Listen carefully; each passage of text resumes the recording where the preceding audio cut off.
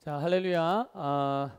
오늘은 우리 양육반 오과하는 시간입니다. 오늘 오과 성령 인도 우리 교재 페이지로는요 44쪽입니다.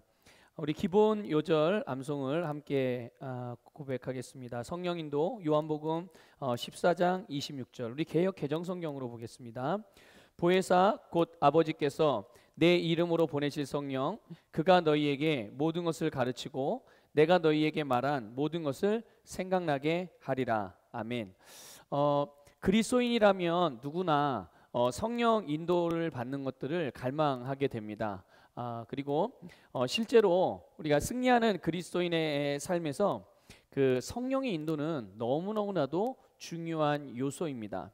그래서 우리가 성령님께 양보하고 또 그분과 동행하고 동역할 때 우리는 우리 안에 주어진 이 조의 생명, 하나님과 같은 종류의 생명, 이 영생을 따라서 최고의 부르심을 이루는 그런 삶을 살아갈 수가 있는데요.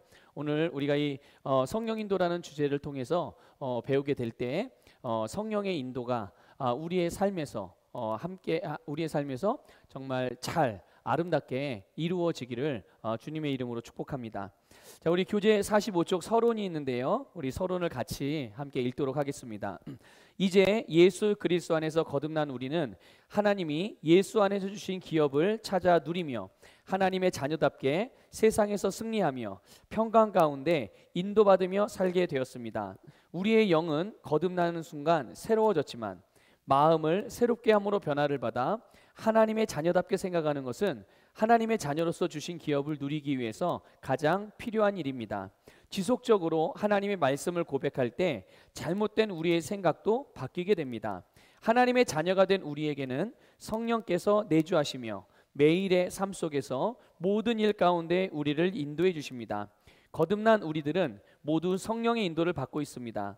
얼마나 풍성하게 모든 일 가운데 성령님의 인도를 받을 수 있는가는 우리가 얼마나 많은 분야에서 성령님께 귀를 기울이며 청종하느냐에 달려 있습니다. 아멘. 우리가 그 성령의 인도는 거듭난 우리들은 누구나 성령의 인도를 받을 수 있습니다. 그런데 성령의 인도하심을 깨닫고 살아가는 것과 또 성령의 인도를 실제로 받고는 있지만 깨닫지 못하고 사는 것에는 너무나도 큰 차이가 있어요. 그래서 우리 모두는 이 성령의 인도를 받는 일에 대해서 알고 그 성령의 인도를 더 잘 받을 수 있도록 그렇게 우리 자신을 성령님께 내어드려야 될 필요가 있습니다.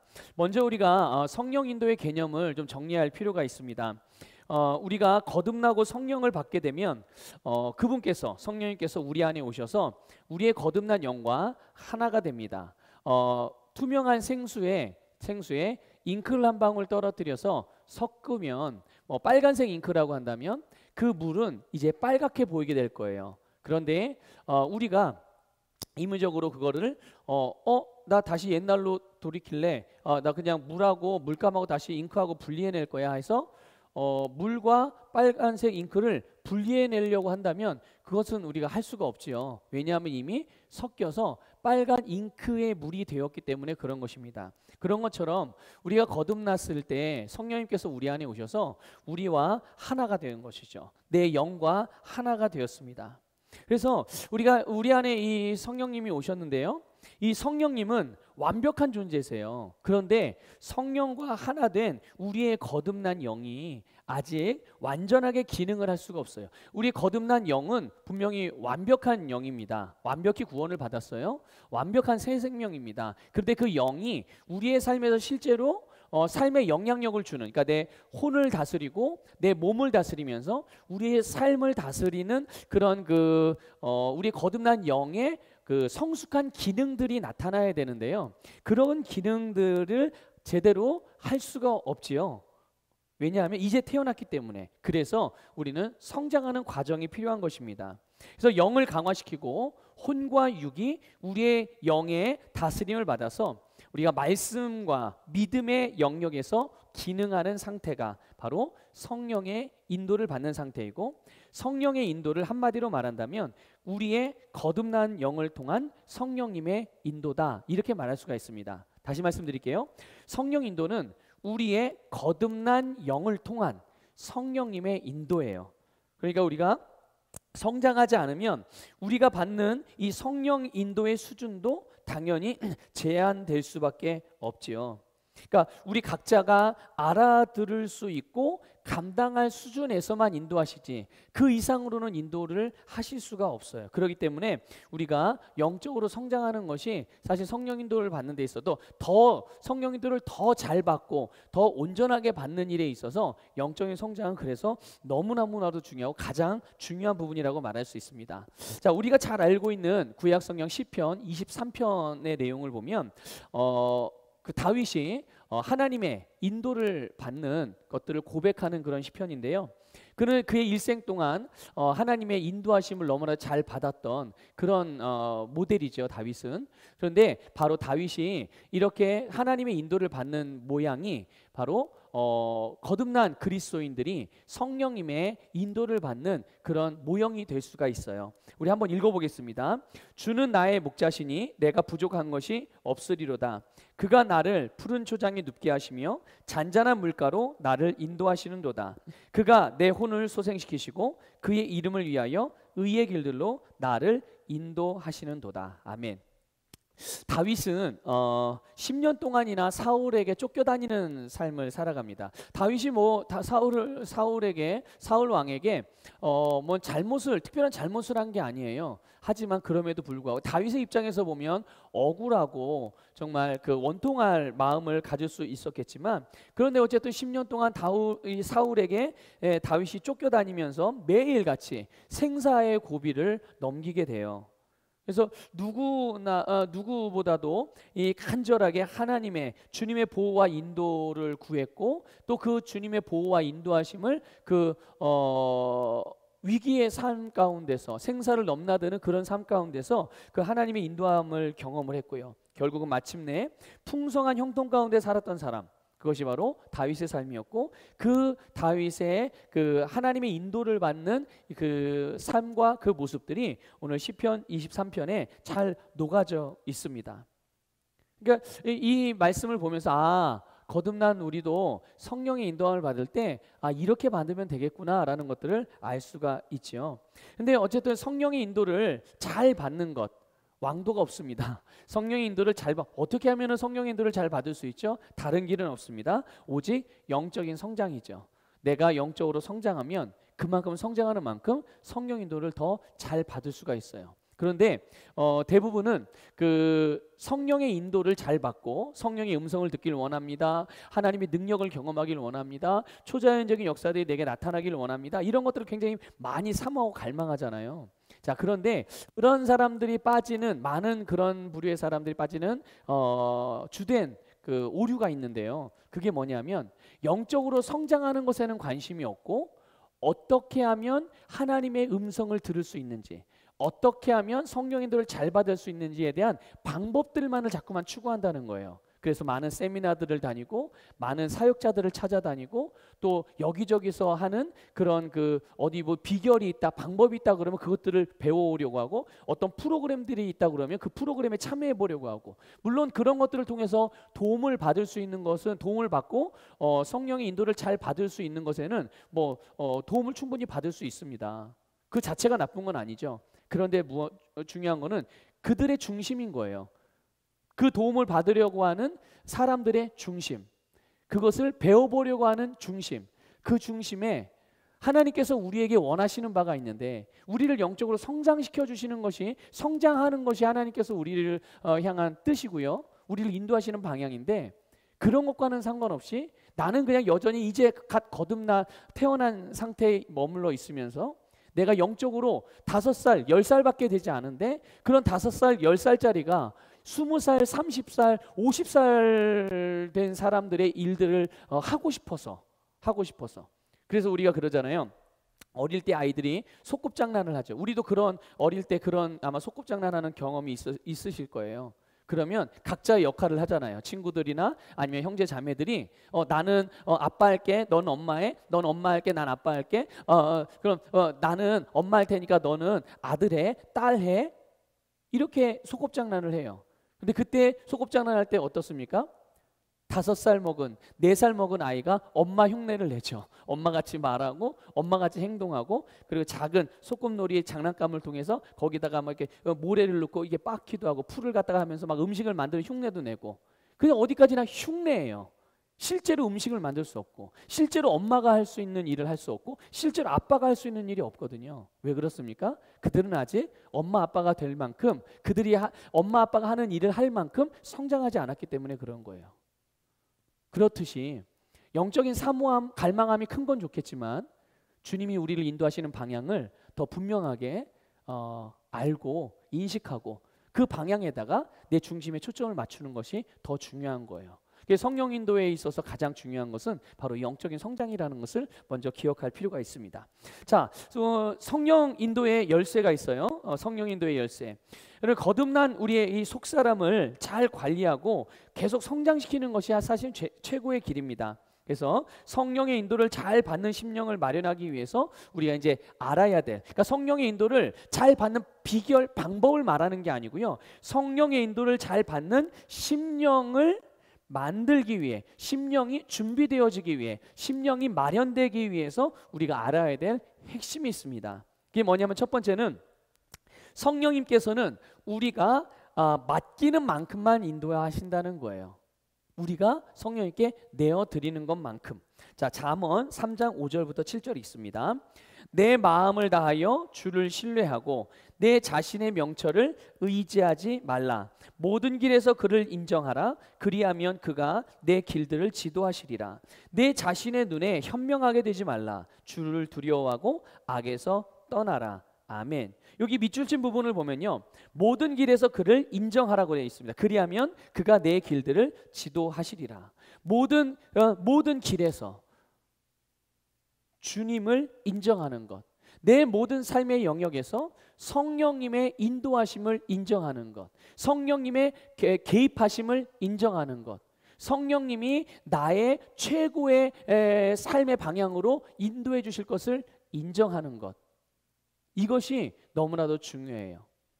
우리의 인생의 운전자, 우리의 인생을 하나의 자동차를 타고 가는 그런 여정으로 비유를 한다면 운전석에는 누가 앉아 있을까요? 운전석에는 하나님이 앉아 계신 게 아닙니다. 운전석에 성령님이 앉아 계신 게 아니고요. 운전석에는 바로 우리 자신이 앉아 있어요. 그럼 성령님은 어디에 앉아 계실까요? 뒷좌석의 오른쪽, 그러니까 조수석 바로 뒷칸, 거기가 보통 회장님 자리라고 그러는데 거기에 앉아 계실까요? 아니요. 바로 성령님께서는요, 바로 조수석에 앉아 계세요. 본인이 조수는 아니지만 그 조수석에 앉아 계셔서 우리를 운전하고 있는, 인생의 운전대를 잡고 운전하는 우리에게 말씀해 주세요. 하나님께서 이 땅에서 모든 권세를 우리에게 위임해 주셨기 때문에 우리의 인생의 경로에 대한 최종적인 선택은 전적으로 우리 자신에게 있는 거예요. 그래서 성령님은 보조석에 계시면서 우리가 그분께 물어보기를 기다리세요. 그것을 원하시죠. 물론 예외적으로 아주 다급한 일이나 정말 급박한 일이 생겼을 때는 우리가 물어보지 않아도 성령님이 먼저 말씀하실 경우도 있죠. 근데 일반적으로는 성령님은 우리가 성령님께 뭔가를 물어보기를, 맡기기를 기다리고 계세요. 그래서 절대로 성령님이 우리의 운전대를 빼앗지 않으신다는 것을 아셔야 합니다. 그분은 우리를 돕는 자로서 오셔서 우리의 주도권과 선택권을 인정하시면서 우리가 내어드리고 맡기는 만큼만 일하는 거예요. 내가 운전을 하고 가다가, 내 인생의 운전을 하고 가다가 성령님 옆에서 말씀하십니다. 얘야, 이번 골목에서 오른쪽으로 우회전해야 돼. 그래야 우리의 목적지를 빠르게 빠르게 갈 수가 있어. 그래서 그래요 성령님? 그럼 제가 오른쪽으로 턴하겠습니다. 그래서 턴해요. 그 성령님들을 잘 받는 거죠. 근데 이런 경우가 있죠. 성령님이 또 말씀하십니다. 얘야, 이번 교차로에서는 좌회전을 해야 되니까 좌회전 깜빡이를 켜고 좌회전을 들어가도록 해라. 그런데 이렇게 생각하죠. 우리의 목적지는요, 직진을 해야 빨리 갈 수 있는데 거기가 지름길인 것 같은데 성령님이 왜 왼쪽으로 가라면 왼쪽으로 하면 한참 돌아가는 거거든요. 근데 성령님은 알고 계셨어요. 뭘 알고 계시냐 하면 직진을 하게 되면 물론 지름길인 건 알아요. 빨리 갈 수는 있어요. 그런데 지금 그 길로 가면 빨리 못 가는 거죠. 왜냐하면 그 앞에 공사를 하고 있는 거예요. 그래서 차가 많이 막힐 것이고 많이 힘들 것이고 어려움이 있을 거란 말이죠. 그래서 조금 돌아가는 것 같아도 성령님이 좌회전을 하라고 알려주시는 거예요. 근데 내 생각에 이건 분명히 누가 봐도 상식적으로 직진을 해야 되는 거고 그래야 지름길인데 성령님 그러면 이번에는 그냥 제가 생각하는 대로 좀 가볼게요 하고 가죠. 그럼 어떻게 될까요? 여지없이 그 길에는 장애물이 있어서 많은 곤란을 겪게 되겠죠. 이런 경우는 어떤 경우입니까? 범사의 모든 일에 있어서 성령님을 인정하지 않는 부분이죠. 다른 거는 인정해도 그 부분은 인정을 하지 않는 거예요.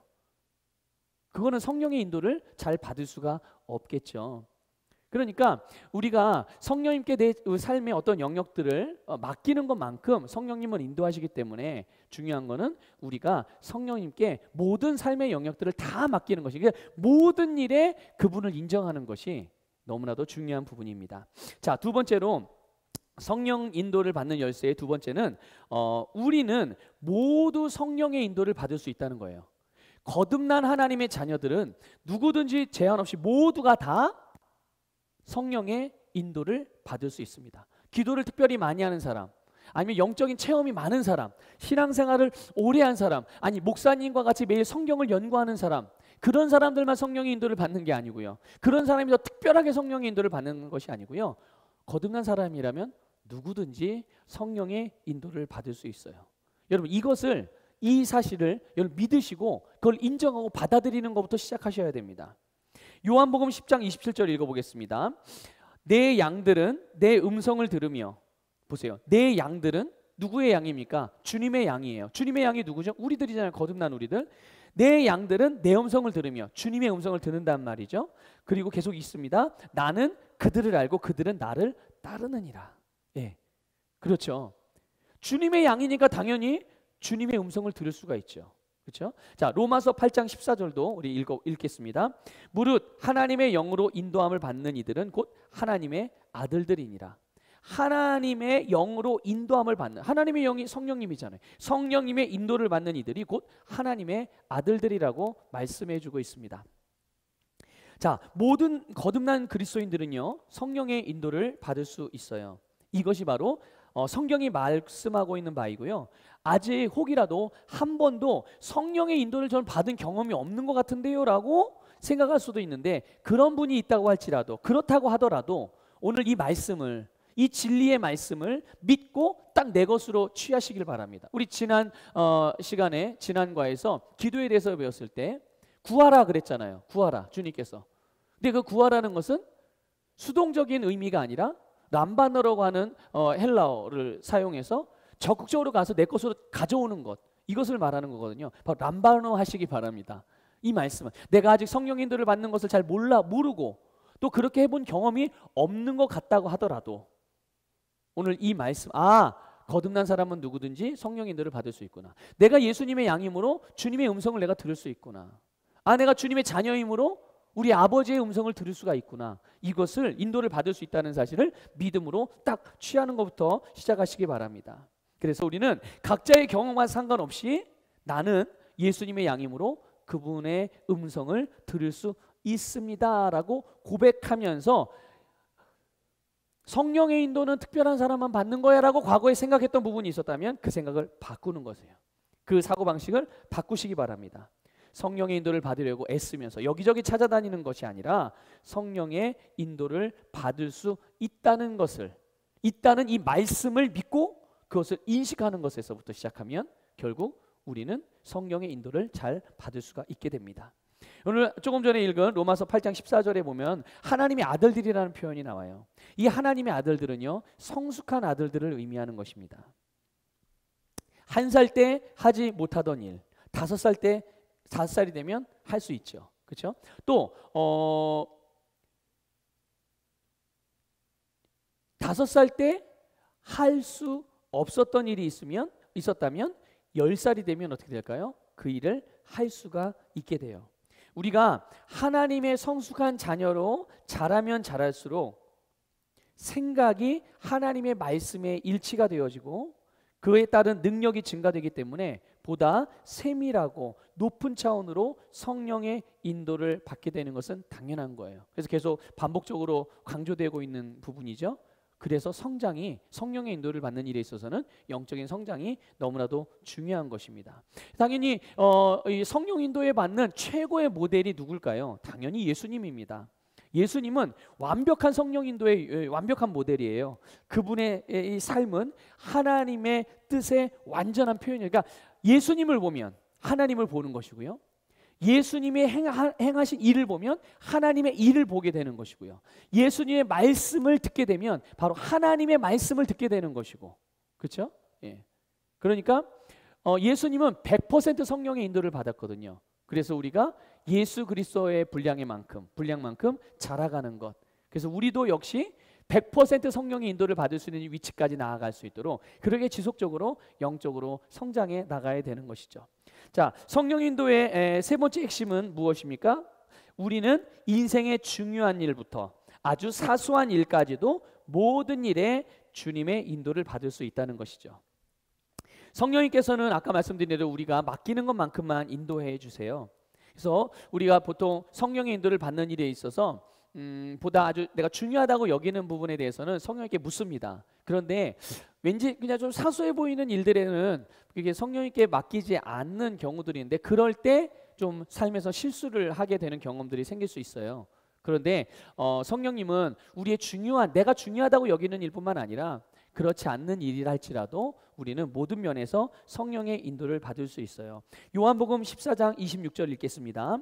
그러나 위로자이신 성령을 아버지께서 내 이름으로 보내시리니 그가 너희에게 모든 것들을 가르치시며 또 내가 너희에게 말한 모든 것들을 생각나게 하시리라. 보세요. 모든 것들을 가르치신다고 그랬어요. 이 모든 것에는 중요한 일도 들어있지만 사소한 일도 들어있는 거예요. 그러니까 그 모든 것들에 대해서 가르쳐 주시고, 또 주님께서 우리에게 말씀하신 모든 것들을 생각나게, 주님께서 우리에게 우리의 삶에 대하여, 우리의 어떤 인생에 대하여, 우리의 비전에 대하여, 우리의 가정에 대하여, 우리의 일, 사업에 대하여, 직장 생활에 대하여, 자녀 문제에 대하여 말씀하시는 모든 것들을 다 성령님이 생각나게 하셔요. 그래서 어떤 분야나 어떤 주제든지 경중과 상관없이 항상 우리에게 말씀하고자 하시는 것이 바로 성령님의 원하시는 바이고, 그렇게 인도하시는 바이기 때문에 우리가 이 성령님의 이런 특징을 이해하고 그 성령님께 성령님의 이런 부분들을 우리가 인식하면서 우리의 중요한 것뿐만 아니라 사소한 것까지 모든 영역들을 다 내어 맡기면 우리가 맡기는 것만큼 우리는 충분히 성령의 인도를 잘 받을 수가 있습니다. 자, 그 다음에 네 번째, 내 생각이나 계획보다 그분의 생각이나 계획이 훨씬 더 위대함을 믿으라. 아멘. 우리 이거 당연히 알죠.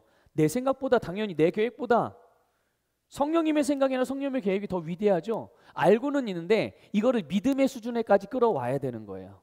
예. 자, 그래서 우리 잠언 3장 7절 읽겠습니다. 내 자신의 눈에 현명하게 되지 말라. 주를 두려워하고 악에서 떠나라. 내 자신의 눈에 현명하게 되지 말라. 이게 무슨 말입니까? 내가 보기에 좋아 보이는 일이 있다고 하더라도 그것에 대하여 그것보다 더 좋고, 그것보다 더 위대하고, 그것보다 더 위대한 계획이, 위대한 일들이, 위대한 방법이 성령님에게 있다는 것을 인정하는 것입니다. 성령님께서 우리에게 어느 방향으로 인도하시려고 해도, 성령께서 우리에게 말씀하셔도요, 결국 우리가 그것을 받아들이고 움직여야 되는 거예요. 성령님이 내 옆에서 계속 내 안에서 뭔가를 말씀하시고 인도하시려는데 결국 그거를 받아들이냐 안 받아들이냐는 내가 결정하는 거거든요. 그래서 내 생각과 만일 내 계획, 지금 여기서 잠언 3장 7절에서 말, 내 자신의 눈, 내 기준, 내 생각, 내 경험에 비추어서 이것들을 내가 꽉 붙잡고 있으면 하나님께서 일하실 틈이 없게 되는 거예요.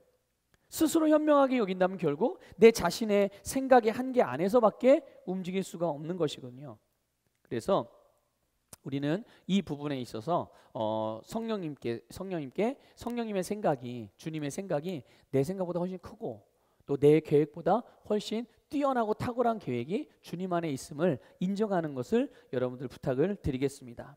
그래서 만일 우리가 주님께 이렇게 내어 맡기는 것, 성령님께 내어 맡기는 일들이 잘 안 될 수도 있잖아요. 아직 훈련이 안 돼서. 그런데 잘 안 된다고 해서 막연하게 그냥 주님 인도해 주세요. 제가 인도받기를 원합니다. 제 생각을 내려놓게 해주세요. 이런 식으로 기도하는 것보다는요, 이렇게 고백하는 게 더 효과적일 수 있습니다. 주님, 모든 일에 대해 저의 생각이나 계획보다 내 안에 계신 성령님의 생각과 계획이 훨씬 더 위대합니다. 제게는 주님의 말씀을 알아듣고 순종할 수 있는 능력이 있습니다 라고 그렇게 고백하십시오. 그것을 반복적으로 고백하십시오. 그것을 반복적으로 내가 고백하게 될 때 내 심령 안에서 성령님께서 내가 무엇을 고백하는지 성령님이 알고 계시거든요. 그 고백이, 우리의 그 고백이 이제 믿음의 고백이 되어지게 되고, 믿음의 고백이 되어지면 그때부터 성령의 인도를 내가 실제로 받게 되어지는 아름다운 일들이 일어나게 될 것입니다. 자, 다섯 번째, 우리 성령 인도의 열쇠, 다섯 번째 열쇠를 보겠습니다. 성령의 인도는 내 안에 있는 성령님으로부터 온다. 이것을 여러분들 잘 기억하십시오. 구약과 신약의 그림은 너무 확연하게 다릅니다. 구약의 성도들은, 그러니까 이걸 아셔야 돼요. 아니 뭐 구약 사람이나 신약 사람이나 뭐 다를 게 뭐가 있어요? 라고 우리가 그렇게 생각할 수가 있는데요. 신약 사람들과 구약 사람들은요, 완전히 다릅니다. 물론 부모로부터 처음 태어났을 때는 다 똑같죠. 부모로부터, 육신의 부모로부터 태어나는 상태는 다 똑같아요. 그런데 예수 그리스도가 와서 속량의 사역을 마쳤느냐, 마치기 전이냐, 마친 후냐, 그것을 믿음으로 그 혜택을 받아들였느냐, 받아들이지 않았느냐, 이것에 따라서는 완전히 다른 그림이 되는 것이죠. 여러분, 구약 성도들과, 그러니까 성도의 입장, 그러니까 성도로 생각해 보면 구약의 하나님의 백성들과 신약의 하나님의 백성들이 있어요. 그런데 이 두 종류의 백성들이요, 완전히 다릅니다. 구약의 성도들은요, 신약의 성도들과 본성이 완전히 달라요. 구약의 성도들은 죄인의 본성을 가지고 살아갑니다. 성도지만 죄인의 본성으로 살아가는 사람들인 거예요. 왜 그렇습니까? 그들 안에는 아직 그들의 죄의 본성이 처리가 되지 않았어요. 죄의 본성은 어떻게 처리가 되죠? 원죄는 어떻게 제거가 됩니까? 어떻게 옛사람이 처리가 되어지고 새 사람으로 거듭날 수 있습니까? 바로 예수 그리스도를 통해서예요. 오직 예수 그리스도를 통해서. 근데 구약 시대는 아직 예수님이 오시지 않았어요. 그러니까 그 본성 안에 있는 죄의 본성, 원죄가 해결될 수가 없었던 거죠. 그러니까 보세요. 하나님은 어떤 분이십니까? 하나님은 거룩하신 분이에요. 성령님도 역시 거룩하신 분입니다. 그렇기 때문에 성령님은 거룩한 곳에만 계실 수 있어요.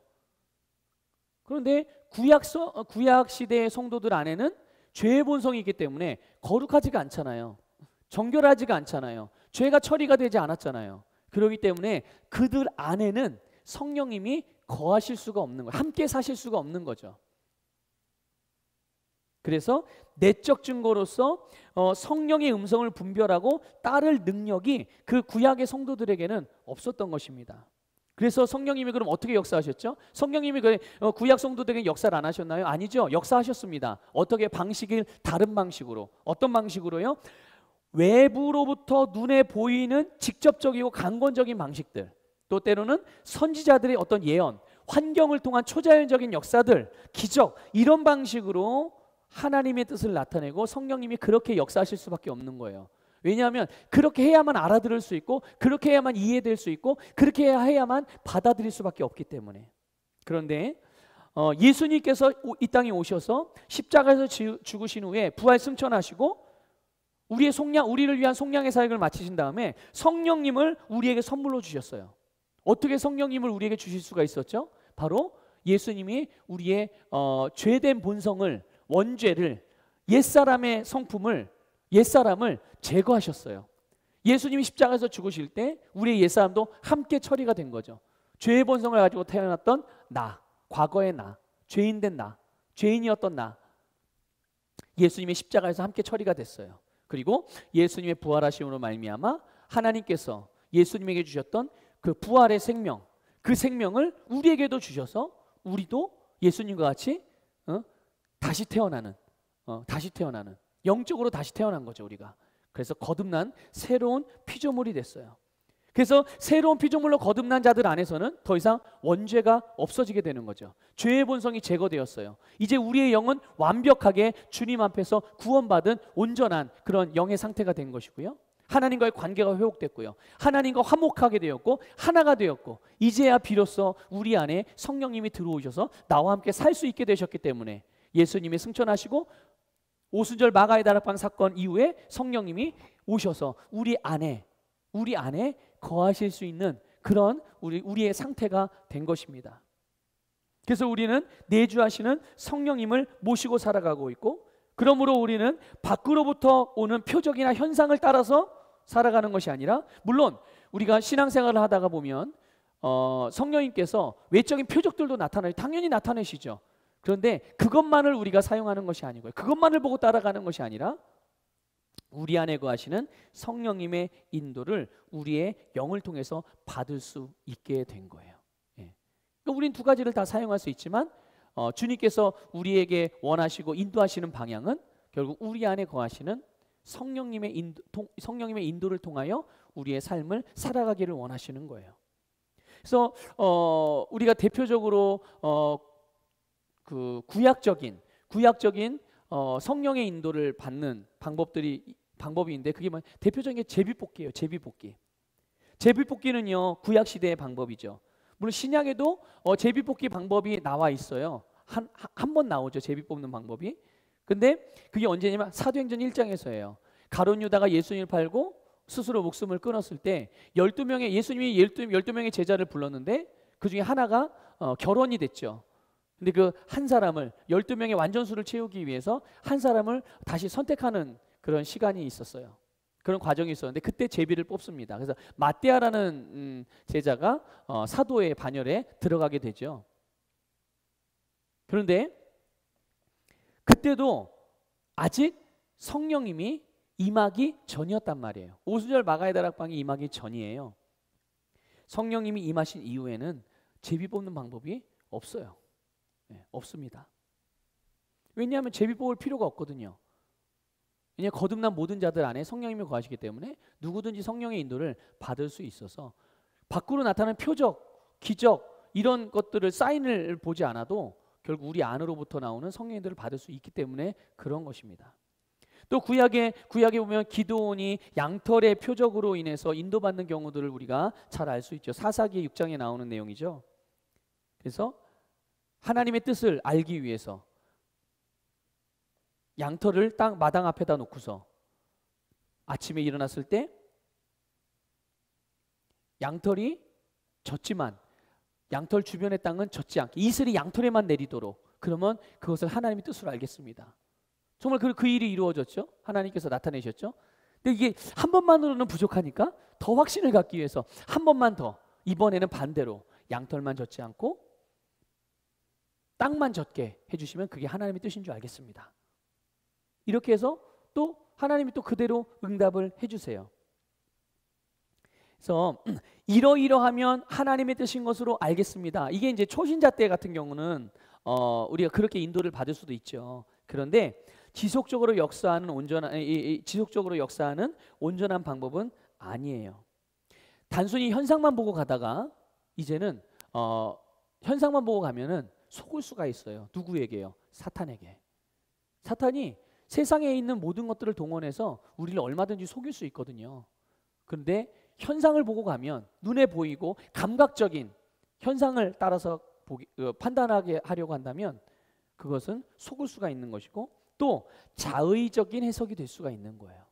그러므로 우리는 무엇보다 우리의 심령 안에서 인도하시는, 우리의 거듭난 영을 통해 인도하시는 성령의 인도를 받는 것에 초점을 맞춰서 인도를 받는 것이 중요해요. 또 예언 같은 것도 마찬가지죠. 예언을 받는 경우라도 예언을 따라서 그대로 그냥 무조건적으로 따라가서는 안 되고요.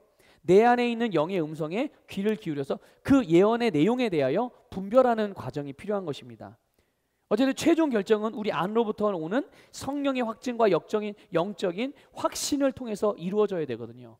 근데 전혀 내가 이제까지 한 번도 생각해 본 적이 없고 한 번도 경험해 본 적도 없고 알지 못하던 내용인데 그런 부분이 예언을 통해서 우리에게 주어졌다. 그러면 어떻게 하면 될까요? 그거는 잠시 쟁여놓으면 되는 것입니다. 잠시 이렇게 보관만 하고 있으면 되는 거예요. 덜컥 그대로 따라서 가는 게 아니고요. 그거를 보관하면 되는 거예요. 언제까지요? 그것이 이해되고 그것을 정말 꺼내 사용할 수 있을 때까지. 예. 잘 모르고 이해가 안 되고 이런 부분이 전혀 내가 알지 못하던 부분인데 그런 부분들이 예언으로 우리에게 주어졌다면 그것들은 잠시 비축해 놓았다가 놔두었다가 정말 그것이 계시가 되어지고 알아지게 되고 그랬을 때 그 부분들을 우리가 꺼내서 쓰면 되는 것입니다.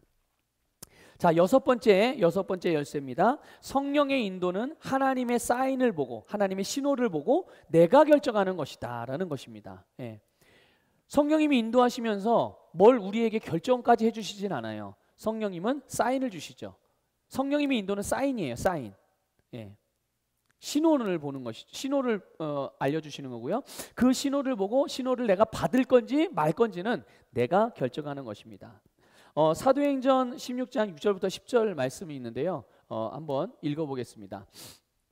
그들이 프루기아와 갈라디아 지역을 통과했을 때 성령께서 아시아에서 말씀 전하는 것을 금하셨으며 무시아에 이르러 비두니아로 가려고 하였으나 성령께서 허락하지 아니하심으로 무시아를 지나서 트로아로 내려왔더라.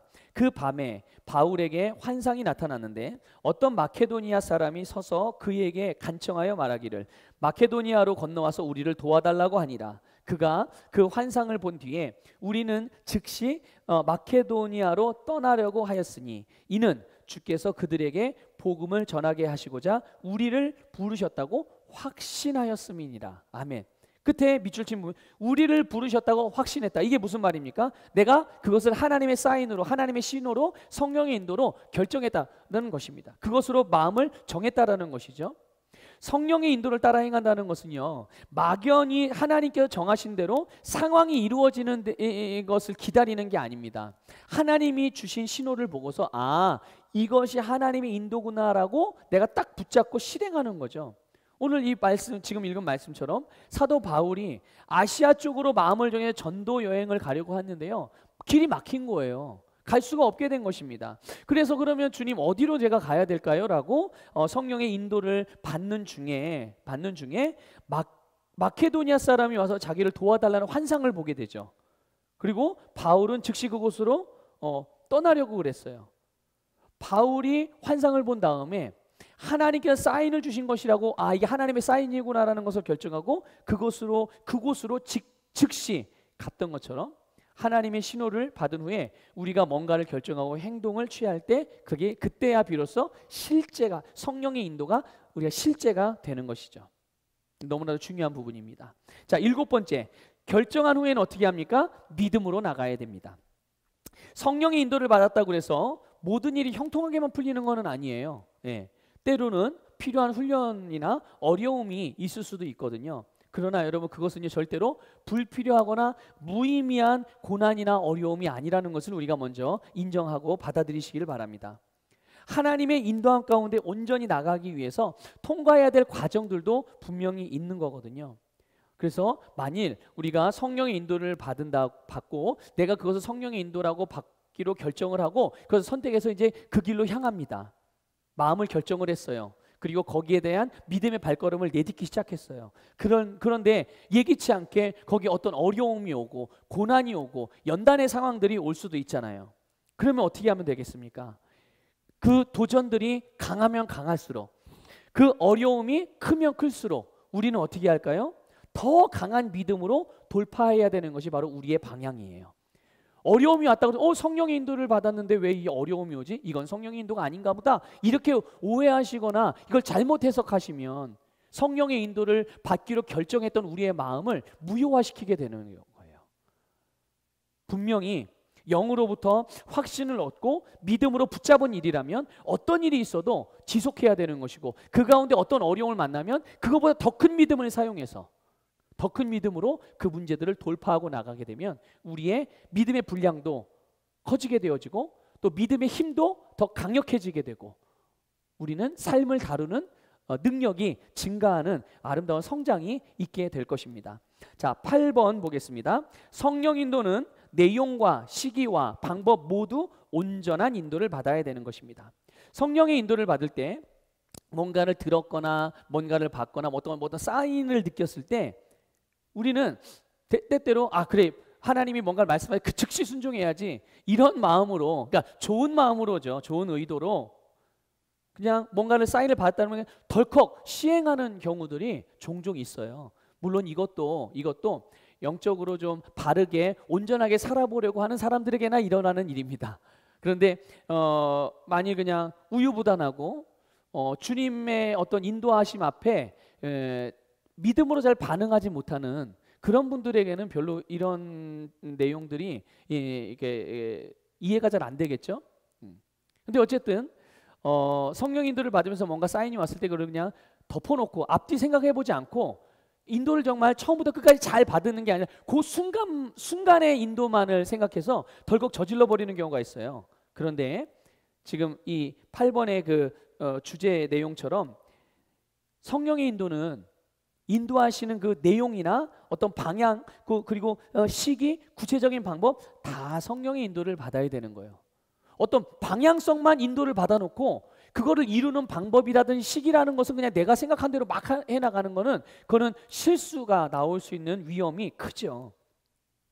만일 성령님께서 주시는 감동이나 말들이 온전히 해석되지 않을 때가 있거든요. 그럴 때는 우리의 영 가운데서 그 부분이 명확해질 때까지 좀 기다리는 것이 필요합니다. 이거는 게으르거나 성령님의 인도를 무시하는 게 아니고요. 더 성령의 인도를 잘 받기 위해서, 바르게 받기 위해서 우리가 그렇게 시도하는 거죠. 그리고 더 그분의 음성에 귀를 기울일 필요가 있어요. 자, 9번째는 끝까지 주의하면서 따라가는 겁니다.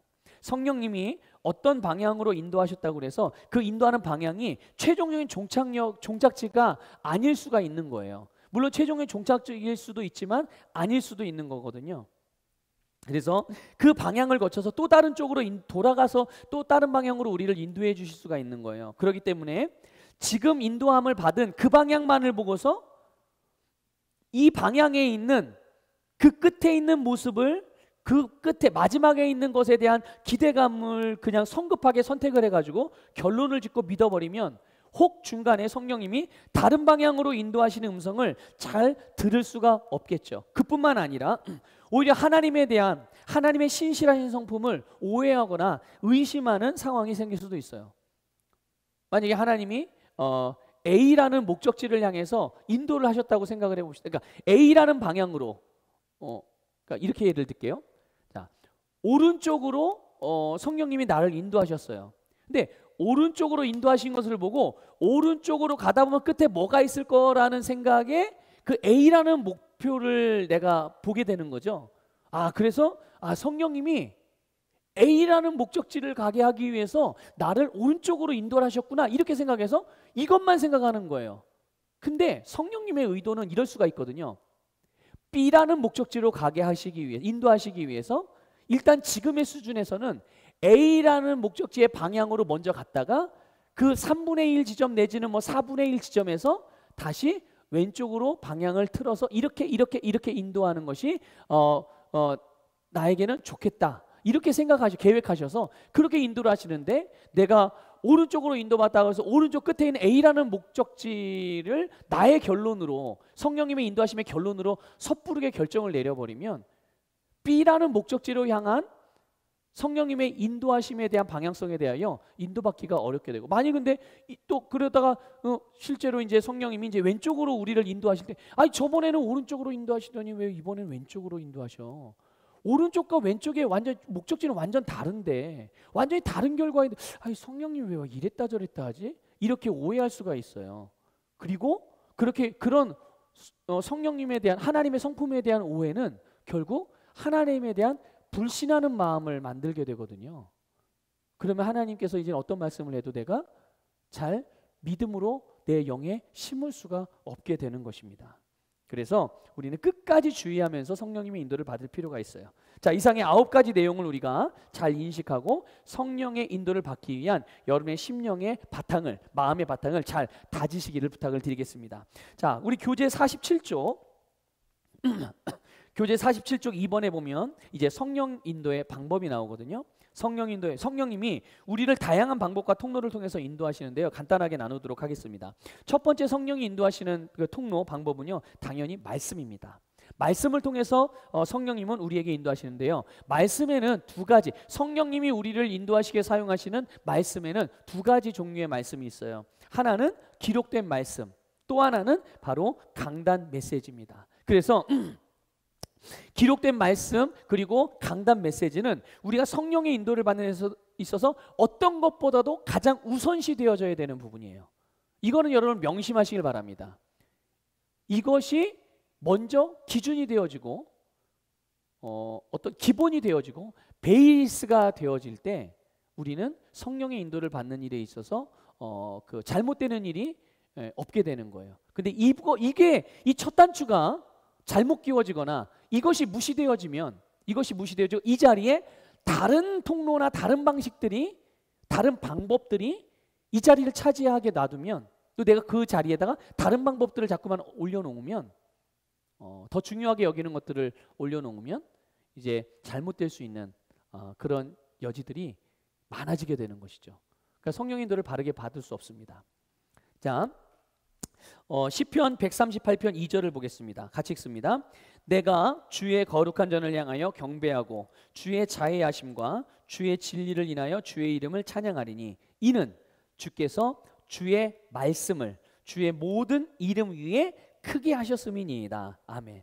무엇을요? 주의 말씀을 주의 모든 이름 위에 크게 하셨다. 말씀이 최고의 권위에 두셨다라는 거, 말씀을 최고의 권위에 두셨다는 거예요.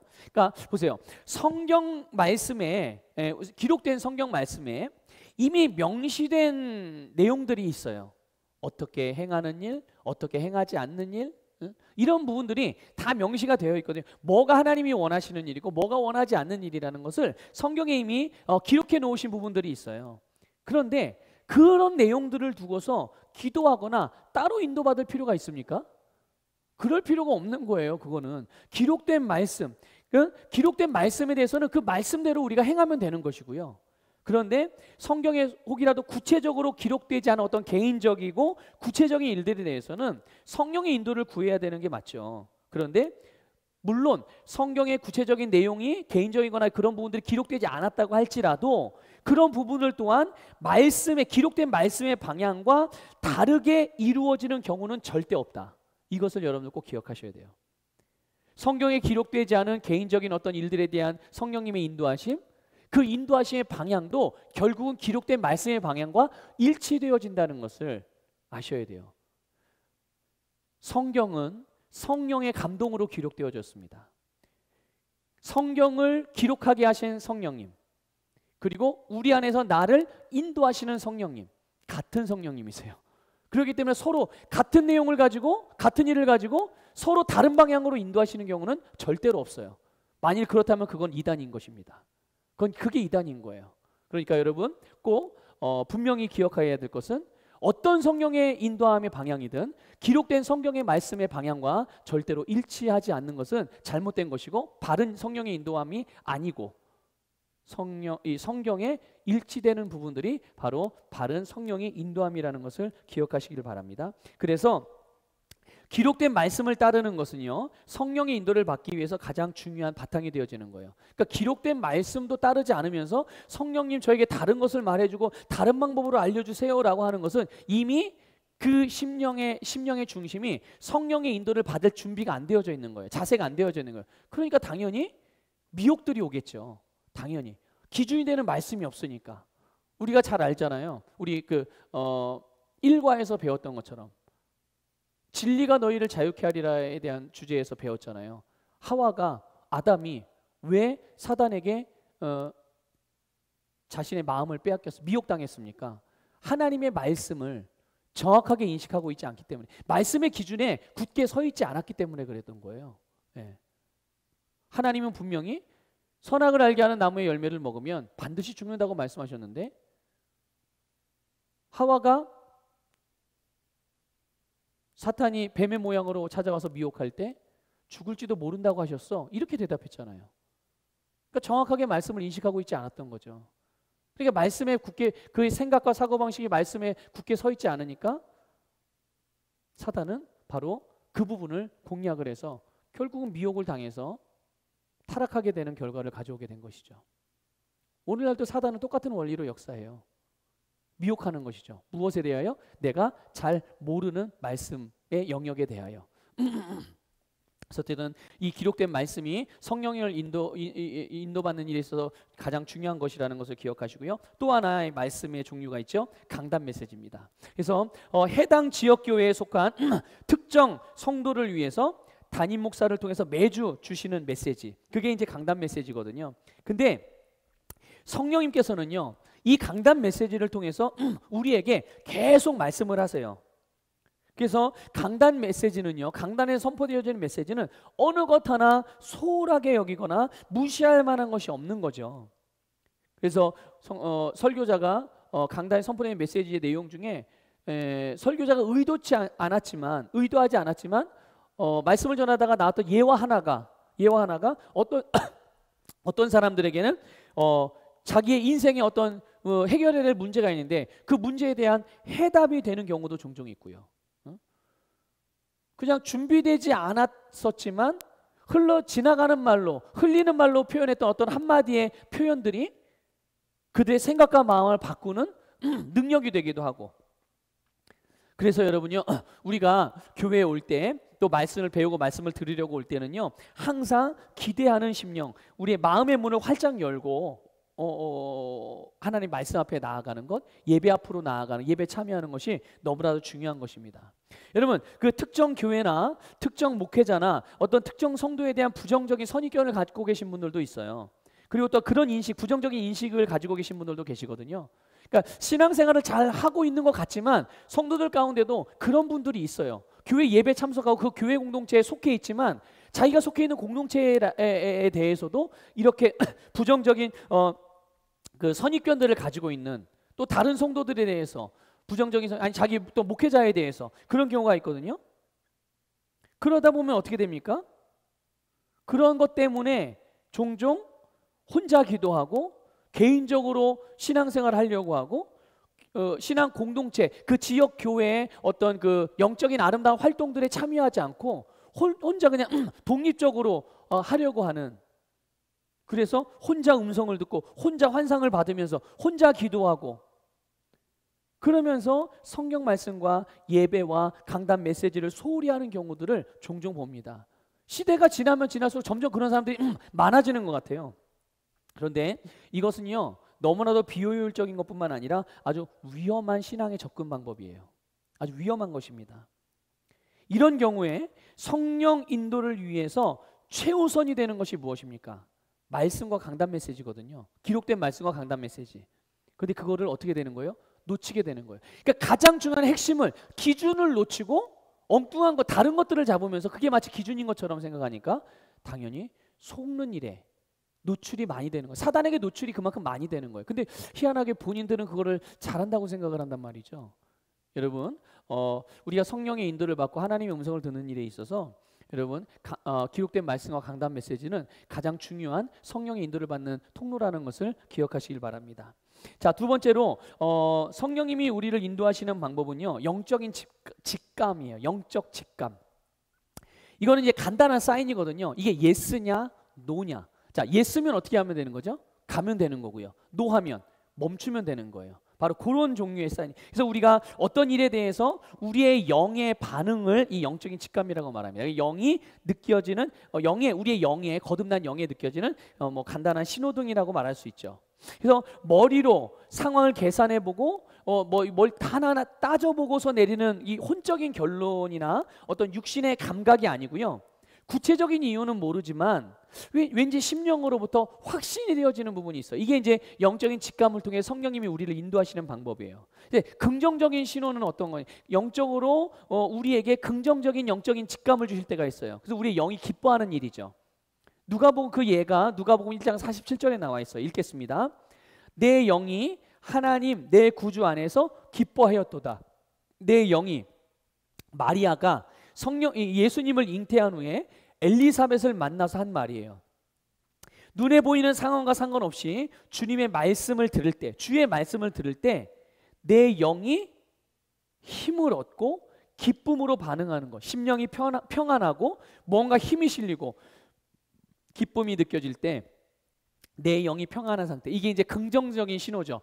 긍정적인 신호는 파란불이잖아요. 그러니까 그럴 때는 어떻게 하면 될까요? 네, 행하면 되는 것이고 가면은 되는 거죠. 근데 부정적인 신호도 있죠. 영이 평안치 않은 상태예요. 우리 고린도후서 2장 13절 읽어보겠습니다. 내가 내 형제 디도를 만나지 못하므로 내 영이 평안하지 못하여 그들과 작별하고 거기서 마케도니아로 갔노라, 이렇게 말씀하고 있습니다.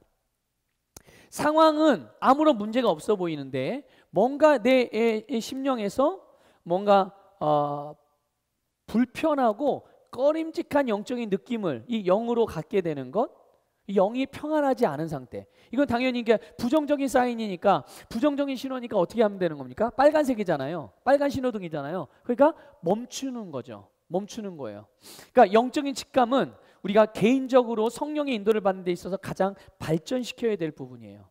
영적인 직감이 사실 가장 중요한 부분이라고 할 수 있죠. 왜 그러냐면 이 영적인 직감은 순간순간 내가 원할 때마다 인도를 받을 수 있잖아요. 이 영적 직감을 발달시키면 언제 어디서나 우리가 원할 때 가장 빠르고 정확하게 성령의 인도를 받을 수 있기 때문에, 어떤 성령의 인도를 받기 위해서 아주 중요하고 긴박한 일이 있는데 성령의 인도를 받기 위해서 뭐 3일씩 들어가서 기도하고서 성령 인도를 받기에는 그런 좀 조급하거나 그런 일들이, 급박한 일들이 있잖아요. 그럴 때는 어떻게 하겠습니까?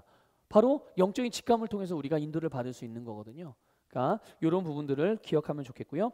자, 그 다음에 세 번째 성령 인도의 방식은요, 방법은 영의 소리입니다. 영의 소리. 예, 영의 소리. 자, 조금 전에 봤던 영적인 직감은 마치 신호등이 켜지고 꺼지, 단순히 이게 맞느냐 맞지 않느냐, 이게 기냐 아니냐, 이런 것들을 분별하는 감각이라면 이 영의 소리는 조금 더 세부적이고 구체적인 거예요. 그래서 우리의 영 가운데 어떤 일, 어떤 사건에 대해서 어떤 단어나 문장이나 말이나 성경 구절들이 우리의 영으로부터 이렇게 떠오르는 것, 이런 부분들이 다 영의 소리에 해당되는 것들이에요. 영의 소리. 뭐 기도 중에 갑자기 뭐 힘을 내라는 말이 문장이 또 뭐 내가 너와 함께한다는 이런 종류의 문장이 떠올랐다든지, 아니면 뭐 어떻게 하다 갑자기 겸손이라는 단어가 떠올랐다든지, 어떤 경우 찬양을 하는 가운데, 아니 예배를 드리는데 갑자기 내 영 안에서 내게 능력 주신 자 안에서 모든 할 수 있는 이라 같은 이런 성구가 떠올랐다든지, 이런 것들이 바로 영의 소리이고요. 이런 영의 소리는 내 영적인 수준에 맞게 그렇게 주어지는 것이죠. 내 영적인 수준에 맞게 주어집니다. 이게 이제 영의 소리고요. 자, 그 다음에 네 번째로 성령이 우리를 인도하시는 통로가, 네 번째 통로가 있는데 그게 뭐냐면 성령의 소리예요. 영의 소리가 있고 성령의 소리가 있다는 것을 우리가 좀 기억하시고요. 그러니까 이 성령의 소리는요, 영의 소리와 거의 흡사해요. 우리가 그 초반에 말씀드릴 때 이 성령의 인도에 대한 개념, 성령의 인도에 대한 개념을 말씀을 드렸잖아요. 성령의 인도는 거듭난 내 영을 통한 성령님의 인도다. 성령님이 거듭난 내 영을 통한 인도라는 것을 우리가 배웠어요. 그러니까 성령님과 거듭난 내 영이 하나가 되었기 때문에 영의 소리와 거의 비슷하거든요.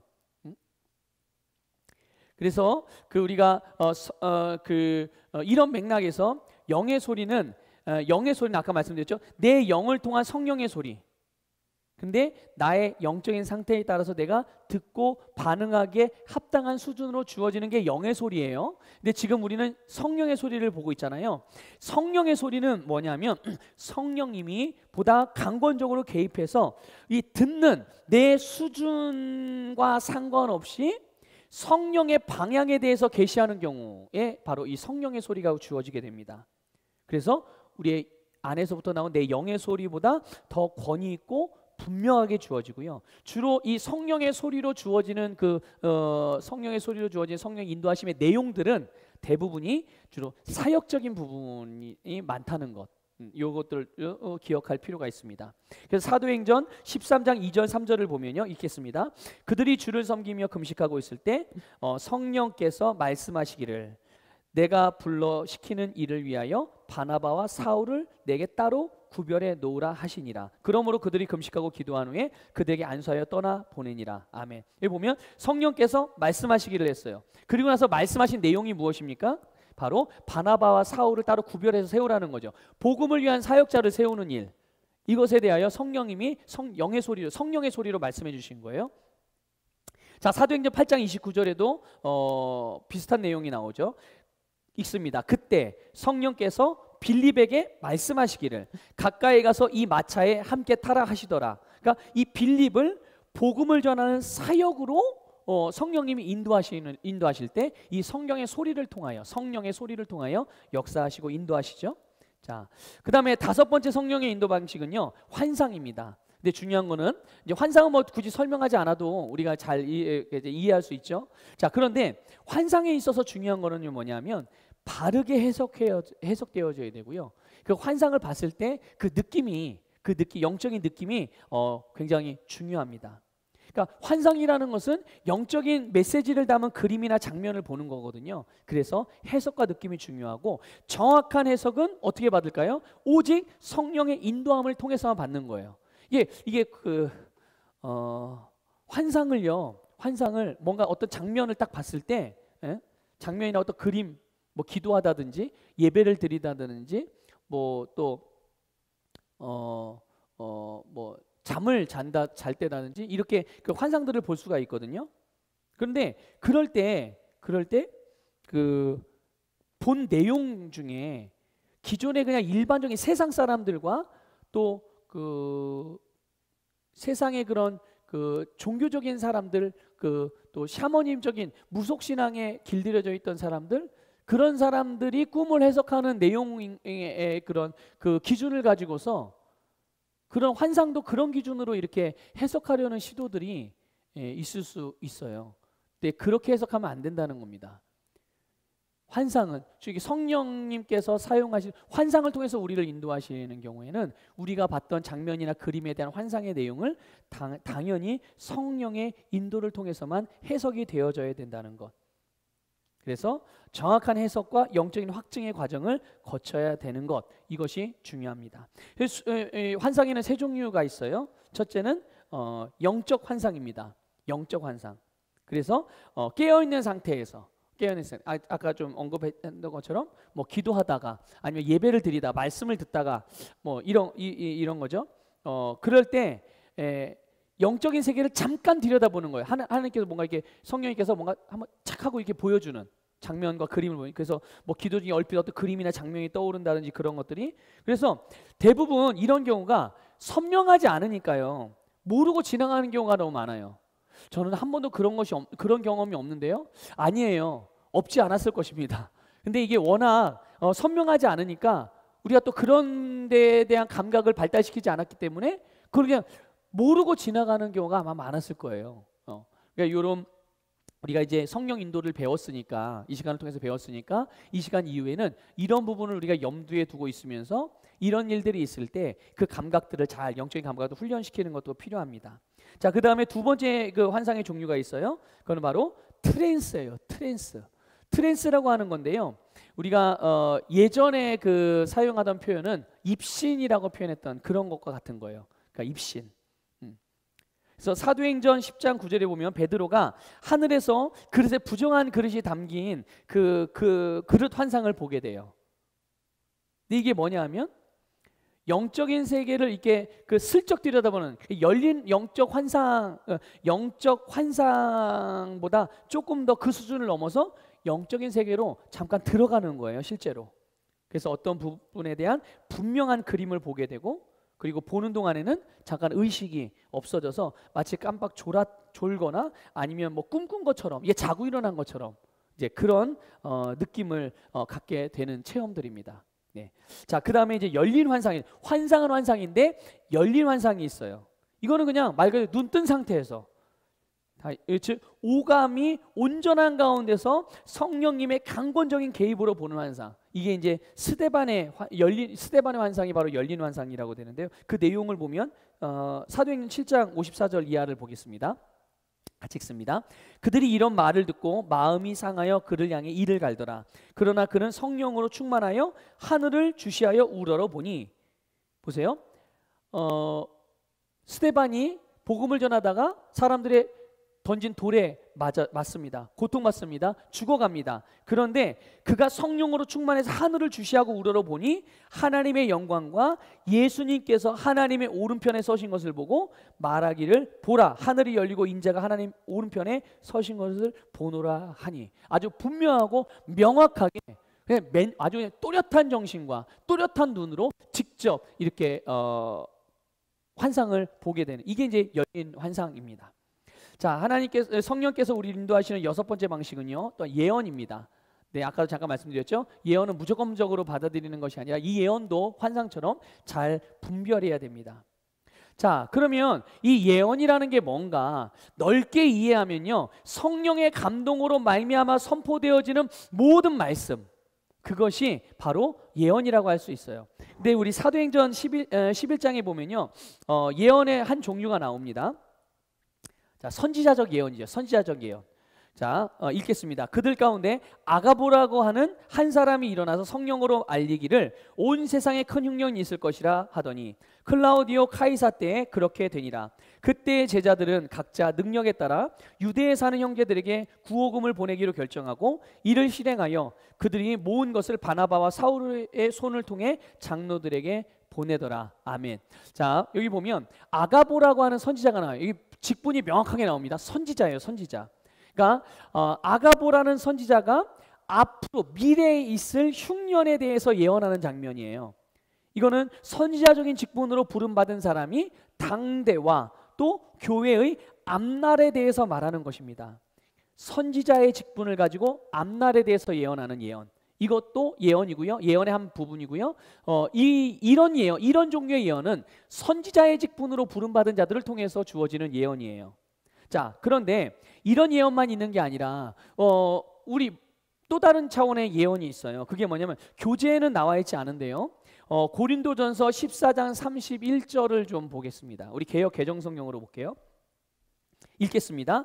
너희는 다 모든 사람으로 배우게 하고 모든 사람으로 권면을 받게 하기 위하여 하나씩 하나씩 예언할 수 있느니라. 아멘. 자, 여기 보세요. 너희는 다 모든 사람으로 배우게 하고 모든 사람으로 권면을 받게 하기 위하여 하나씩 하나씩 예언할 수 있느니라. 계속 이어서 있습니다. 자, 요 부분을 보면요, 모든 사람이, 그러니까 거듭난 그리스도인이 성령의 감동을 따라서 서로 세우고 권면하는 말, 그게 바로 이 예언에 속하는 거예요. 그래서 그리스도인의 권면의 말, 그러니까 성령의 감동을 따라 말씀을 말해줌으로 권면하는 것들, 이것이 바로 예언의 또 한 종류라는 것을 우리가 기억할 필요가 있고요. 그리고 선지자적인 예언이든 아니면 이 권면의 예언이든 중요한 거는 뭐냐면 예언은 반드시 분별되어져야 된다. 내 안에 계신 내 안에 계신 내 영의 확인이, 성령의 확인이 가장 중요하다는 것을 우리가 기억할 필요가 있습니다. 자, 그 다음에 성령의 인도하시는 방법 중에 7번째는 영적인 꿈입니다. 영적인 꿈. 자, 영적인 꿈은 환상하고 비슷한 부분이 많아요. 그래서 이 영적인 꿈은 밤에 자면서 보는 환상이라고도 하고 나잇비전이라고 그렇게 표현하기도 합니다. 이 역시도 마찬가지로 보는 것이기 때문에, 이미지를 보고 어떤 그림을 보고 그러는 것이기 때문에 해석하는 것이 너무나도 중요해요. 그래서 이 성숙한 그리스도인에게 있어서는 이 영적인 꿈은 하나님께서 매일 말씀하시기에 굉장히 좋은 통로가 맞습니다. 그런데 아직 거듭났지만 그럼에도 불구하고 생각이 아직 새롭게 되지 않은 영적으로 어린 성도들에게는 영적인 꿈은 사실 그렇게 크게 신뢰할 만한 통로가 되지 못해요. 그러니까 우리가 이 부분도 성령님이 사용하시는 그런 통로라는 것, 우리를 인도하시는 통로라는 것을 잘 알고 있을 필요가 있습니다. 자, 그래서 우리 교재 48쪽에 우리가 48쪽이 맞나요? 네. 그 영적인 꿈 아래에 우리 진한 글씨로 되어 있는 부분이 있죠. 우리 같이 읽겠습니다. 자, 48쪽 맨 아래입니다. 같이 읽겠습니다. 성령의 인도는 여러 가지 방법으로 올 수 있으나 이런 것들을 접할 때 내 안에 있는 영의 확신이 가장 중요한 열쇠입니다. 그렇습니다. 이 부분을 잘 기억하시면 좋겠고요. 자, 그다음에 이제 49쪽으로 넘어가면요. 세 번째로 성령의 인도를 방해하는 요소가 있어요. 우리가 이걸 좀 알고 있을 필요가 있습니다. 성령의 인도를 잘 받기를 원하지만 실제로 그 성령의 인도를 잘 받기를 원하는 마음과는 다르게 성령의 인도를 잘 못 받는 경우, 제한받는 경우가 있어요. 이제 그런 경우가 어떤 경우인지를 잘 우리가 살펴보시면서 이런 부분들을 우리 안에서 잘 처리할 수 있기를 부탁을 드려요. 자, 성령의 인도는 정말 말 그대로 하나님의 영의 역사, 하나님의 영의 역사로 말미암는 것이거든요. 그렇기 때문에 하나님의 성품 또 하나님의 말씀의 원리에 어긋나는 요소들을 우리가 가지고 있다면 당연히 그런 사람들은 성령의 인도를 받는 일에 방해를 받을 수밖에 없는 거예요. 하나님의 영의 인도기 때문에 하나님의 성품과 하나님의 말씀에서 벗어나 있는 일이 있으면, 벗어나는 경우에 위치에 자리에가 있으면 성령의 인도를 받는 것은 당연히 어려워지게 됩니다. 그 중에 첫 번째가 뭐냐면 용서하지 않는 마음이에요. 용서하지 않고 원한을 품는다든지 분노를 계속 품고 있는 것은 하나님의 성품과는 정반대의 것이잖아요. 근데 그거를 품고 있으면 그런 심령으로는, 그런 마음으로는 하나님의 음성을 제대로 듣고 따를 수가 없게 되는 거예요. 자, 두 번째로 또 서로 사랑하지 않는 마음이죠. 이런 경우 역시도 하나님의 성품, 하나님은 어떤 하나님인가요? 하나님은 사랑의 하나님이시니 나중에 하나님의 성품에 대해서 배울 건데요. 하나님은 사랑의 하나님이세요. 그런데 서로 사랑하지 않는 마음을 가지고 있으면서 그거는 서로 사랑하지 않는 마음은 하나님의 성품과 완전히 대치되는 성품이잖아요. 그렇기 때문에 그런 경우에는 하나님의 뜻을 알 수도 없고 행할 수도 없어요. 하나님께서 우리에게 뭔가 뜻을 말씀하시고 뭔가를 말씀하실 때는요, 항상 그 바탕에는 근본적으로, 기본적으로 하나님의 사랑이 기본이 되어져 있거든요. 하나님의 사랑이 바탕이 되어져서 그 사랑으로 우리에게 말씀을 해주시는 거예요. 그런데 그 사랑이 우리 안에 전제되어 있지 않으면 하나님의 뜻을 바르게 알 수 없을 뿐만 아니라 당연히 그렇게 하나님의 말씀을 따라, 사랑의 말씀을 따라 행할 수가 없게 되겠죠. 자, 세 번째로 성령의 인도를 방해받는 세 번째 요소는요, 회개하지 않은 죄로부터 오는 정죄감이에요. 회개하지 않은 죄로부터 오는 정죄감. 하나님 앞에 담대히 나아가지 못하게 되죠. 그렇게 됐을 때는. 그래서 성령의 인도를 받기 어렵게 만들어요. 그래서 어떤 경우라도요, 정죄감이나 죄의식이 우리의 심령을 물들이도록 허용해서는 안 돼요. 우리의 심령에 자리 잡게 놔둬서는 안 되는 것입니다. 아유, 그래도 사람이 실수할 수 있고 잘못할 수 있는 건 아닙니까? 아유, 그러면 당연히 죄책감이 드는 게 당연한 거 아니겠어요? 아니에요. 아니에요. 죄책감과 정죄감이 드는 게 아니고요. 그건 당연한 게 아니고요. 우리가 잘못하거나 실수했다면 거듭난 우리, 의인인 우리는 그런 부분이 있을 때는 그 즉시 어떻게 하면 되는 것입니까? 즉시 하나님 앞에 자백해서 해결하면 되는 거예요. 해결하면 되는 것입니다. 왜 그거를 품고 있으면서 내가 잘못했다는 생각을 계속하고 그런 의식을 계속 가지고 있으면서 하나님 앞에 나아가기를 주저하고 있고, 왜 그 문제와 그 실수와 잘못을 끌어안고 있죠? 우리는 의인인데, 실수와 잘못은 내 것이 아닌데, 거듭난 내 것이 아닌데, 내 것이 아니야 빨리 던져버려야죠. 해결해버려야죠. 제거해버려야죠. 그래서 우리는 담대히 주님의 보좌 앞에 나아가서 그분께 우리의 실수와 잘못을 자백하고 거기에서부터 돌이켰을 때 우리는 정죄감에서 빠져나오게 되는 것이고 죄책감에서 빠져나오게 되는 것이고, 그렇게 됐을 때 우리는 주님 앞에서 성령의 인도를 잘 받을 수 있는 그런 그 토양이 되는 것이죠. 네. 자, 그 다음에 네 번째는요, 하나님의 성품을 잘 알지 못할 때, 그럴 때 성령의 인도를 받는 데 있어서 제한을 받고 방해를 받을 수가 있어요. 이 하나님의 성품을 잘 알지 못하면요, 그분의 뜻과 방향을 잘 가늠할 수가 없어요. 그래서 성령 인도 자체를 너무나도 막연하고 어렵게 느낄 뿐만 아니라 혹이라도 내가 원하지 않는 방향으로 하나님이 인도하시면 어떡하지? 이런 두려움을 갖게 되는 거예요. 그러니까 그런 두려움을 갖게 되면 성령님께 나를 전부 내어 맡기거나 전부 내어드리지 못하죠. 내가 두려워하고 걱정하는 부분은 내가 끌어안고 있고 나머지 다른 부분, 그렇지 않은 부분들만 맡기게 되니까 당연히 성령의 인도를 제한적으로밖에 받을 수가 없는 거예요. 왜 성령님이 나를 내가 원치 않는 곳으로 인도하실 거라는 두려움을 가지고 있죠? 왜 그런 생각을 하고 있죠? 하나님의 성품을 제대로 알지 못하기 때문에 그런 거예요. 하나님은 절대로 우리에게 불이익이 되거나 해가 되거나 잘못된 곳으로 인도하시는 분이 절대로 아니세요. 근데 그런 하나님의 성품을 우리가 제대로 이해하지 못하고 알지 못하면 혹 하나님이 나를 내가 원하지 않는 곳으로 인도. 근데 많이 이런 경우도 있죠. 나는 A라는 방향을 원해요. 근데 하나님이 내가 원치 않는 B라는 방향으로 인도하시는 거죠. 그럼 왜 B라는 방향으로 인도하실까요? A라는 방향은 내 영이 원하는 방향이 아닌 거예요. 내 생각이 원하는 방향이고요. 내 육신이 원하는 방향인 거겠죠. 그러면 그 길로 가면 어떻게 해요? 육신의 생각은 사망이거든요. 우리에게 절대로 좋은 것을 줄 수가 없어요. 그러니까 하나님은 우리를 인도하실 때 A가 아닌 B로 인도하시겠죠. 영의 생각은 생명이다, 평안이라. 그러니까 그 방향으로 인도하시는 거죠. 그러니까 만일 내가 원하는 방향으로 인도하지 않는다라고 한다면 지금 내가 원하고 있는 바는 결국 나에게 사망을 주는 방향이라는 것을 빨리 캐치하셔서 생명으로 인도하는 방향으로 빨리 내 생각과 인생의 방향을 초점을 바꿔야 되는 거예요.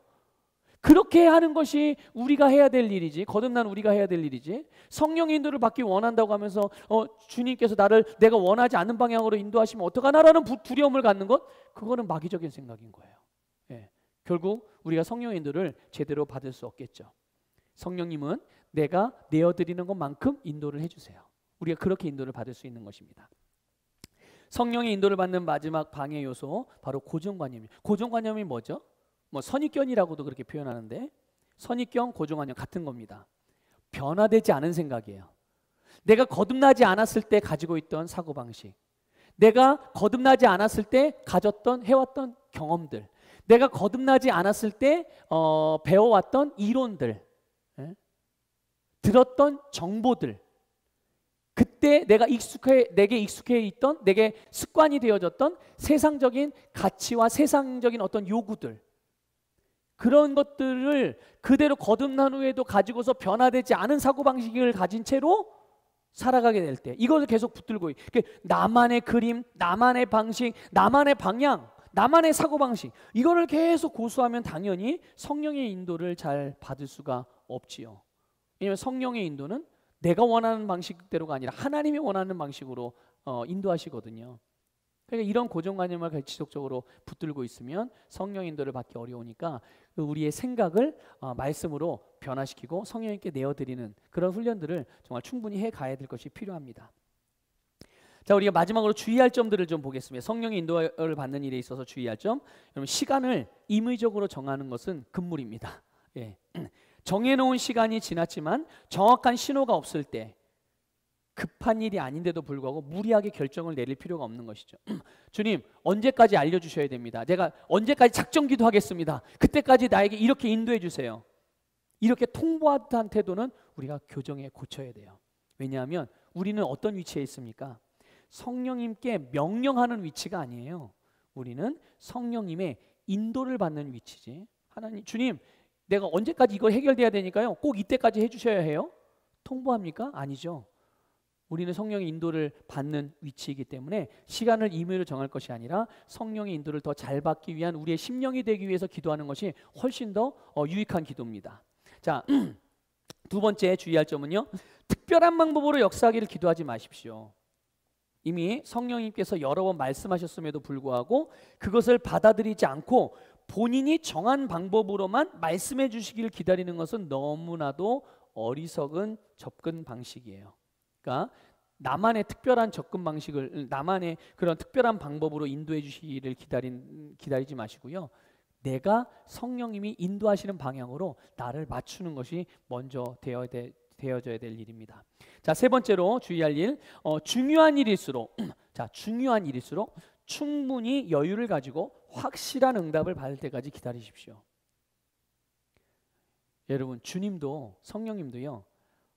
내게 중요한 일일수록 더 분명하게 말씀해 주시는 분이세요. 내가 중요하게 여기는 일, 하나님도 중요하게 여기세요. 예. 그렇기 때문에 더 분명 확실하게 말씀해 주시니까 그렇게 바르게 인도해 주시니까요. 중요한 일일수록 더 신중하게 확실한 응답을 받을 때까지 기다리며 인도를 잘 받으시기를 부탁을 드리겠습니다. 자, 우리 그 아래 우리 49쪽에 지금 본 이 3번 아래에 정리한 내용을 우리 같이 읽도록 하겠습니다. 함께 읽습니다. 하나님이 주신 모든 기업은 우리가 믿음으로 누릴 수 있으며 그 믿음은 작은 것으로부터 하여 점점 크게 자라 후에는 더욱 풍성히 누리게 됩니다. 성령께서 우리 각자에게 내주하시는 이유 중 하나는 우리를 고아와 같이 버려두지 아니하고 인도하기 위해서입니다. 성령으로 인도함 받는 것은 하나님의 자녀인 우리에게 주어진 특권입니다. 또한 우리 모두는 성령의 인도를 받을 수 있습니다. 작은 것부터 주는 것부터 시작해서 인생의 아주 사소한 문제까지도 인도받는 풍성한 하나님의 인도로 형통하는 그리스도인의 삶을 누립시다. 주님과 친밀하게 교제하라. 당신이 중요한 결정을 주님께 꼭 의논하고 결정한다면 그분도 당신에게 중요한 일을 당신께 말하지 않고 행하지 않으실 것이다. 아멘. 아멘. 여러분, 실수를 두려워하지 마십시오. 성령의 인도받다 잘못되면 어떡하지? 내가 잘못 인도받는 것은 아닌가? 이런 거 여러분들 두려워하지 마세요. 자전거를 처음 배우는 아이들, 자전거를 처음 배우는 사람들, 넘어지는 것을 두려워하면 자전거 못 배우죠. 넘어져도 결국은 내가 목표하고 내가 원하는 바는 자전거를 배워서 잘 원활하게 잘 타는 것입니다. 그러기 위해서 때로는 뭐 한 번 넘어질 수도 있고 10번 넘어질 수도 있고 100번 넘어질 수도 있지만 결국은 자전거를 타게 되죠. 그런 것처럼 실수를 두려워하지 말고 실수해도 되는 일부터 연습하시면 됩니다. 실수하면 안 되는 아주 그냥 큰 일들, 그런 것에 대해서 그냥 무턱대고 덤벼들지 마시고 그것보다는 우리의 일상에서 조금 실수해도 괜찮은 그런 일들부터 연습을 하는 거죠. 이런 뭐 예를 들면 이런 거가 있을 수가 있겠죠. 생각지 않게 어떤 좋은 물건이 생겼어요. 뭐 음식이 생겼다든지 뭐 주방용품이 생겼다든지 어떤 선물이 나에게 왔는데 그런 것들 왔을 때 대부분 사람들은 아유 감사해요 그러고 그거를 내가 쓰기에 바쁘죠. 또 아니면 앞으로 쓰려고 쟁여놓죠. 근데 그런 거보다는 그런 게 뜻하지 않아. 이건 계획이 없던 일이잖아요.